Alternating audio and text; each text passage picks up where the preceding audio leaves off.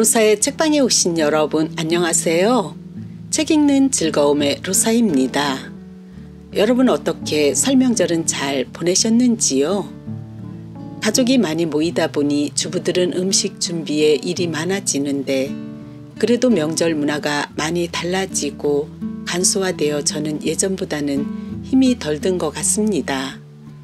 어쩌면 이미 적응이 된 것일지도 모르죠. 요즘 날씨가 많이 춥습니다.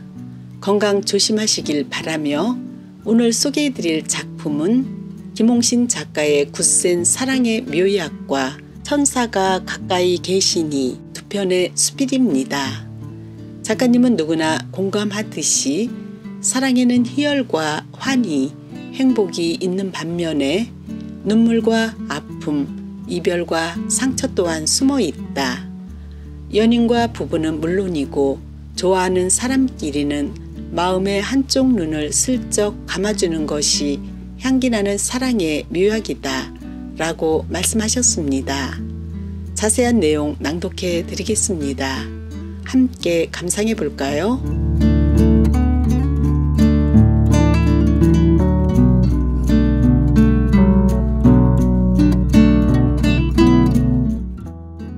굳센 사랑을 위한 묘약. 김홍신. 사랑이 오래간다는 속설에 연인들이 관광지의 철제 난간에 자물쇠를 걸어두는 게 유행일 때가 있었습니다. 자물쇠를 걸어둔 연인들이 모두 잘 살고 있으면 참 좋겠습니다. 더러는 거대한 바위에 남녀의 이름을 새기고 하트 표시까지 했는데 지금도 그 사람들은 바위처럼 굳세게 사랑하고 있을까요? 우리나라에서만 그런 게 아닙니다. 다른 여러 나라에도 자물쇠를 거는 곳이나 바위에 이름을 새긴 곳이 있습니다. 셰익스피어의 명작 로미오와 줄리엣의 배경으로 알려진 이탈리아 베로나 시에서는 1972년에 조각가에게 줄리엣 청동상 제작을 의뢰하여 설치했습니다. 이후 줄리엣 청동상의 오른쪽 가슴을 만지면 운명적인 사람과의 사랑이 이루어진다는 속설이 생겼고 사람들이 청동상 가슴을 너무나 많이 만진 탓에 결국 구멍이 생겼다고 합니다. 할 수 없이 원본을 철거하고 2014년에 복제품을 설치했는데 또다시 수많은 관광객들이 오른쪽 가슴을 만져 구멍이 생겼다지요. 좋다는 건 뭐든 다 해보고 싶은 게 사람의 심리입니다. 어쩌면 당연한 욕구인지도 모릅니다. 한 해 100만 명 정도가 그곳을 찾는다고 하는데 줄리엣 청동상의 오른쪽 가슴을 만진 그 많은 사람들이 정말 운명적인 사랑을 하고 있을까요? 그 속설이 꼭 맞았으면 좋겠습니다. 사랑 때문에 가슴앓이 하는 수많은 사람들이 운명적 사랑을 이룬다면 얼마나 살맛이 나겠습니까? 제 자료 노트에 적혀 있는 글을 읽다가 콤플렉스를 연구하는 전문가의 얘기를 되새겨 보았습니다. 사람들은 자신의 콤플렉스를 의식해 자신과 반대인 사람에게 빠져들곤 한답니다. 가난한 사람은 부자에게, 인물이 없는 사람은 미남과 미녀에게 더 관심이 간다지요. 키가 작으면 키 큰 사람에게, 직위가 낮으면 직위 높은 이에게, 약하면 건강한 이에게 매혹된다고 합니다. 내가 원하는 이상형의 짝을 만나기 위해 인물, 학력, 집안은 물론 성격이나 재물, 지위나 건강까지 따져보게 됩니다. 하지만 그렇게 완벽한 사람을 만나고 싶다면 사실 인간을 만나서는 안 됩니다. 천사나 신과 같은 존재를 만나야 합니다. 그렇게 모두 다 갖춘 사람은 지구상에 없으니까요. 사랑에는 희열과 환희, 행복이 있는 반면에 눈물과 아픔, 이별과 상처 또한 숨어 있습니다. 행복이란 지극히 평범하고 소박한 것인데 우리는 자꾸 자꾸 행복을 화려하거나 특별한 것으로 생각합니다. 저 역시 그렇게 생각하며 살아온 건 아닌가 종종 되돌아봅니다. 언젠가 주례를 섰을 때 신랑과 신부에게 부부싸움 할 건가요? 라고 물어보았습니다. 두 사람은 멈칫하더니 안 하겠습니다. 라고 대답했습니다. 저는 웃으며 이렇게 말했습니다. 사귄 지 5년 됐다고 했으니 싸울 만큼 싸웠다고 생각하겠지만 지금까지 싸운 건 단지 연습한 겁니다. 결혼한 뒤부터 진짜 싸움이 시작되니까요. 부부싸움 하지 말란 얘기가 아니라 싸우되 근본은 건들지 말고 싸우라는 겁니다. 집안, 학력, 외모는 물론이고 특히 상대의 자존심은 건들지 말아야 합니다. 시시껄렁한 걸 가지고 싸우세요. 한쪽은 부지런하고 다른 쪽은 게으를 수 있습니다. 누구는 양말을 뒤집어 벗어 던져놓고 누군 어지르고 늘어놓을 수 있고요. 치약을 위에서부터 짜거나 수돗물을 콸콸 틀어놓고 흘려보내기도 합니다. 늦게 일어나고 늦게 자고 밥 먹을 때 쩝쩝 소리를 내며 짜게 먹거나 싱겁게 먹거나 이런 걸로 싸우면 두 사람의 삶이 점점 좋아질 수 있습니다. 주례사를 마무리하면서 저는 이렇게 힘주어 당부했습니다. 사랑한다는 말을 연애할 때보다 자주 하고 마음속으로는 오늘부터 내가 당신을 잘 견디며 살겠다고 다짐하세요. 취향과 성격이 다르고 자라난 과정과 부모의 교육 방침이 각기 다른 두 사람이 한 집에서 평생을 살 작정이면 사랑도 견디고 미움도 이겨내야 합니다. 요즘 젊은이들의 사랑법은 이전과 달라 옛날보다 부부 사이가 많이 평등해졌다는 걸 알 수 있습니다. 그러나 나이 든 분들은 아무래도 서툴곤 합니다. 그 시절의 풍속과 사랑법이 그랬으니까요. 한국 남성들은 예전부터 사랑한다는 말을 잘하지 못한다고 하지요. 우스갯소리가 생각납니다. 텔레비전 드라마에서 중년 남성이 상대 여성에게 사랑한다고 말하자 드라마를 시청하던 아내가 남편에게 당신은 왜 나한테 사랑한다는 말을 안 해? 하고 따졌답니다. 그러니까 남편이 25년 전에 결혼할 때 사랑한다고 말했잖아. 변동사항이 있으면 그때 가서 말할게 라고 했답니다. 대학원에서 강의할 때 제자들에게 집에서 사랑한다는 말을 하느냐고 물은 적이 있습니다. 한다는 제자도 덜어 있었지만 대부분 안 한다고 했습니다. 그래서 반드시 해야 하지요. 당신이 없으면 내 인생도 없어. 당신을 만나서 내 인생이 황홀해졌어. 다시 태어나면 지구 끝까지라도 쫓아가 당신을 다시 만날 거야. 라고 말하세요. 라 했더니 차마 맨정신으로 못할 것 같다고 말하는 제자가 있었습니다. 저는 곧 4월 1일이 되니까 아침에 일어나자마자 말해보라고 했습니다. 만우절을 핑계로 사랑한다는 말을 하고 나면 쑥스러움 따위가 가실 수 있을 거라고 알려주었습니다. 다음 강의 때 제자 한 명이 이렇게 말했습니다. 4월 1일이니까 장난처럼 해봐야지 했는데 막상 하려니 입이 안 떨어지더라고요. 습관이 무섭다는 말이 있습니다. 늘 해버릇 했으면 자연스러울 텐데 해보지 않다가 갑자기 하려니까 쑥스러운 거겠죠? 강연 중에 오늘 집에 가서 거울을 보고 이길 때까지 가위바위보를 해보세요. 이길 방법이 있을까요? 라고 했더니 모두 이길 수 없어요. 라고 합니다. 그러면 여러분은 가위바위보를 거울 보고는 안 하시겠네요? 라고 물으면 이길 방법이 없는데 왜 하겠어요? 라고 대답합니다. 곰곰이 생각해 보세요. 여러분이 결혼했다면 배우자에게 이길 때까지 평생 마주보고 가위바위보를 하고 있는 겁니다. 부부 싸움 없이 한 집에서 살 수 있는 방법이 없는 것은 각자 생각이 다르고 상대에게 바라는 게 많기 때문입니다. 부부 싸움을 하지 말라는 게 아닙니다. 부부가 싸우지 않고 평생 갈등 없이 늘 좋기만 하다면 그건 사람이 아니라 물건끼리 사는 것입니다. 이렇게 제가 말하면 사람들이 손뼉을 치기도 합니다. 가끔 부부싸움을 하는 건 부부 확인 증명서 같은 겁니다.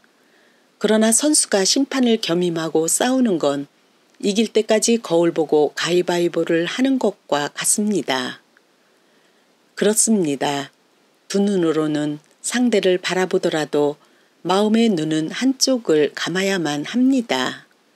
밉고 싫은 것을 보는 한쪽 눈은 감고 좋고 사랑스러운 걸 보는 한쪽 눈은 뜨고 있어야 한다는 말입니다. 영화나 만화에서 해적 두목은 대부분 한쪽 눈에 안대를 하고 있습니다. 왜 그런 것 같습니까? 칼싸움을 하다가 눈을 다쳐서요? 멀리 있더라도 두목이라는 걸 빨리 알아차리라는 계급장 같은 거라고요? 험상궂은 모습이어야 부하들이 말을 잘 듣기 때문이거나. 다 아닙니다. 해적 두목은 두 눈이 멀쩡합니다. 그런데 어째서 한쪽 눈에 안대를 하고 있을까요? 해적이 남의 배를 습격하면 반드시 선실을 뒤져야 물품을 뺏을 수가 있습니다. 그런데 고래기름으로 등을 켜던 전등이 없던 시절에는 선실이 무척 깜깜합니다. 사람의 눈에 있는 망막 세포 중에는 빛을 받아들여 색을 구별하는 원추 세포와 명암을 감지하는 간상 세포가 있습니다. 어두운 영화관에 들어가면 단번에 길을 찾기가 어렵듯 어두운 선실에 들어가면 어느 정도 조응될 때까지는 사물을 분별할 수 없습니다. 그런 상태로 선실에 들어가면 숨어있던 상대가 칼로 찌를 수도 있고 낚시도구로 제압할 수도 있습니다. 그렇다고 부하를 먼저 들여보낸다는 것은 보스의 자세가 아닙니다. 이제 짐작하셨겠지요? 선실로 들어서는 순간 안대를 벗으면 바로 볼 수 있습니다. 연인과 부부는 물론이고 좋아하는 사람끼리는 마음의 한쪽 눈을 슬쩍 감아주는 게 향기나는 사랑의 묘약입니다.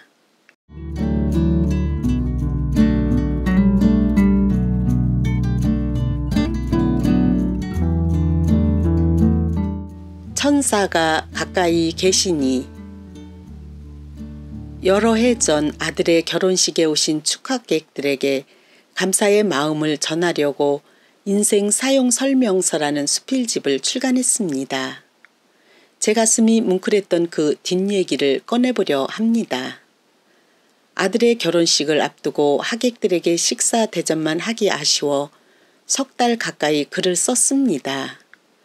다행히 결혼식 전에 책이 나왔고 결혼식 날 하객들에게 책을 선물로 드렸습니다. 그리고 이튿날 밤에 한 여성의 전화를 받았습니다. 피아니스트로 활동했던 분인데 어느 날 버스에서 내리다가 코트 자락이 문틈에 낀 채 출발하는 바람에 오른손 손가락을 모두 잃는 사고를 당한 분입니다. 바쁘게 활동하던 그녀는 충격에 휩싸였고 결국 피아니스트의 길을 포기할 수밖에 없었습니다. 그녀는 결혼식에 참석했다가 선물 받은 책을 밤늦게까지 읽었다고 했습니다. 제가 겪은 얘기를 읽고 또 읽으며 마음을 가다듬고 정말 오랜만에 깊이 잠들었다고 했습니다. 그녀가 읽고 또 읽은 사연은 이랬습니다. 제 아버지는 어느 날 밤길에 홀로 어머니 산소에 가시다가 음주 운전자의 차량에 치여 돌아가셨습니다. 사고를 내고 도망가던 뺑소니 운전자는 택시 기사의 추격으로 붙잡혔습니다. 살아생전 아버지는 중풍으로 고생하셨지만 의료진의 정성과 가족들의 온갖 노력으로 지팡이 없이 걸을 정도로 좋아졌던 상태였기에 운전자를 향한 제 분노는 한없이 들끓었습니다. 겨우겨우 회복시켜드린 과정과 아버지의 노력을 생각하니 뺑소니 운전자를 도저히 용서할 수 없었습니다. 사고 현장으로 저를 데려가는 친구에게 저는 내가 감옥에 가는 한이 있더라도 결코 그를 그냥 두지 않겠다라고 했습니다. 이튿날 이른 아침에 형사 두 분이 뺑소니 운전자를 데리고 왔습니다. 운전자는 부들부들 떨고 있었고 제 눈을 쳐다보지도 못했습니다. 저는 두 주먹을 힘주어 쥐고는 그를 향해 한 걸음 한 걸음 다가갔습니다. 그러고는 떨고 있는 운전자의 손을 잡고 저도 모르게 말했습니다. 떨지 말아요. 떨지 마요. 그가 흐느끼기 시작했습니다.